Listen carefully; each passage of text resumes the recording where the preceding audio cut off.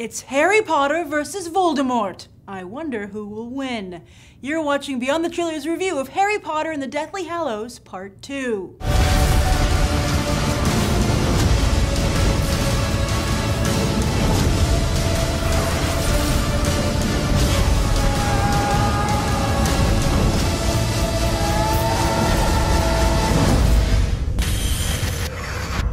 Only I can live forever.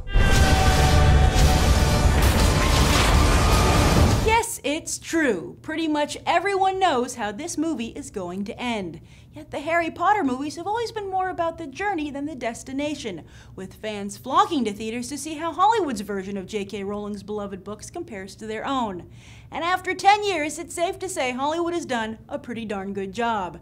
The first 7 films have grossed over $6 billion worldwide, making it the highest-grossing film franchise of all time, not accounting for inflation. However, while only 8 films have ever crossed the $1 billion mark, none of them have been a Harry Potter film. In fact, the first film has still come the closest to joining that elite billion-dollar club, but Warner Brothers likes the chances of this final film. Not only is this the last Harry Potter movie ever, which should translate into the highest form of must-see status there is, but it's also the only Harry Potter movie to be offered in 3D. And while 3D has been a burden to most films this summer, it's done wonders for Transformers 3 and is accounting for around 60% of that film's box office. If Harry Potter and the Deathly Hallows Part 2 does that kind of 3D business, it might even give James Cameron a run for his money at the very top of that billion-dollar list.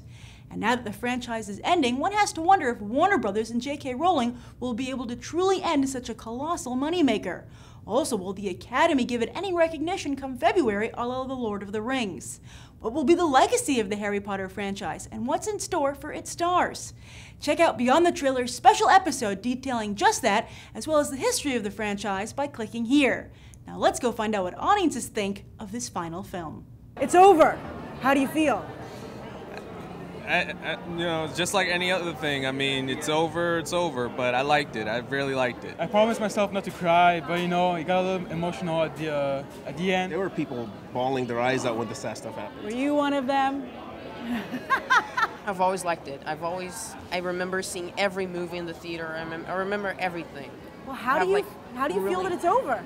I feel sad, seriously. I cried like 5 times in the theater. It was 10 years of books and movies, and now, I don't know, it's over.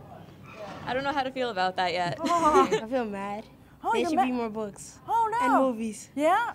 How big of a Harry Potter fan are you? 100%. Do you want it to be over? Or do you secretly want Warner Brothers to come back? No? You want it to be over? It ended very nice. I don't want it to come back. Oh, you don't? Why not? Yeah. Yeah, I just want it to end, so it just ended so perfectly. My heart is still beating. I didn't want to end. I was thinking about not to go watch it because, I don't want it to end. It's such an amazing story. Well, we went to the midnight showing yesterday. So you've seen it twice already? This is the second time we've seen it. Less than 24 hours, and we've seen it twice. Less than 12 hours, actually. How long did you guys wait online last night? 5 hours. 5 hours? 5 hours? Did you get good seats? Pretty good. Well, yeah, we did. Yeah, with this, I saw people waiting for 10 hours yesterday. Yeah. Right? So it was definitely worth the wait. Oh, wow. Definitely. It was a spectacular finish. Really? Oh, Yes. so they pulled out all the stops? It was a little bit less action than the book itself, but it's a spectacular freaking movie. Did it have more action than the last part A lot one? more action than the last one. I'd say it was the best one, with the first one, of course. I think David Yates, this is his best Harry Potter film. Wow. They really just did like a homage to the fans. I was very disappointed because it wasn't following the book at all, I thought. They left out a lot of scenes and they added their own scenes. Oh, it was all about aesthetics and they wanted to make it look great, but I don't know. That's a big issue throughout the franchise. Some people have felt, stuff from the book is left out. Yeah. This final one, are they more faithful, the same? I'd say they're about the same. There were some scenes, they didn't include, but those were, minor details, and they didn't need to be in the movie eventually. But yeah, it followed the books. I actually haven't read the books. I'm sad to say I haven't read them. Me neither. I watched the movies. I watched the movies. Yeah. I think I'm going to try and pick up at the 7th book, though, because I'm very curious to see what the difference are from the movie and from the book. The books were more emotional. Yeah. I mean, at the end, I prefer the books. It's a different feeling. At the end of the film, it was like I need something more emotional.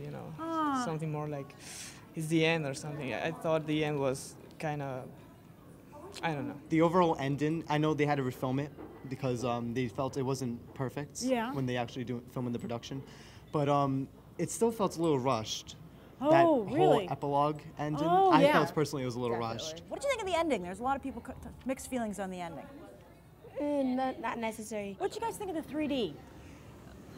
I wouldn't say it's exactly worth it, you know, because usually for 3D, you know, I prefer it when the stuff is coming right at you, but it wasn't quite worth it, the money, I guess. If I knew that it wasn't that good in 3D, I wouldn't bought it. But you know, it's a few bucks more. It's not that bad. The 3D wasn't really needed, but I still liked it the same. That's how 3D is, basically. Yeah, I know. Do you think it's worth seeing in 3D? No. How about in IMAX? Absolutely IMAX. IMAX, okay. And they come together, so you... I mean, take the good with the bad. Yeah. I mean, the IMAX experience, for just how big the action is worth it, but the 3D, I really wasn't too impressed with it. Oh, okay. Are you going to miss this franchise? Yes, I am. What do you think you're going to remember the most about the franchise? The characters. Oh, really? And the story development. It's amazing. It's really good. Just growing up with it and seeing the visual effects, that was mainly what attracted me to the first film.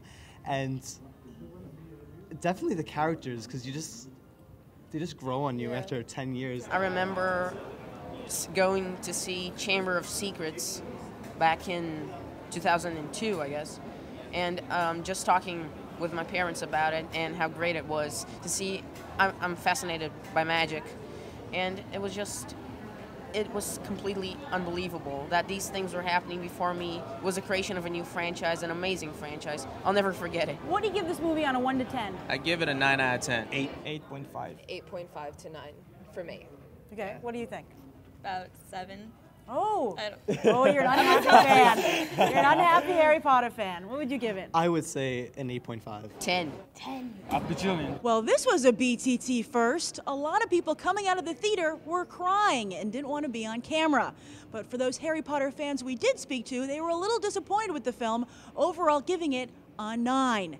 And if you want to toast Harry Potter's finale yourself, check out Working Class Foodie's episode on how to make your own butterbeer. I'm Grace Randolph reporting from AMC Empire 25, and I hope you'll go beyond the trailer for these other top movies.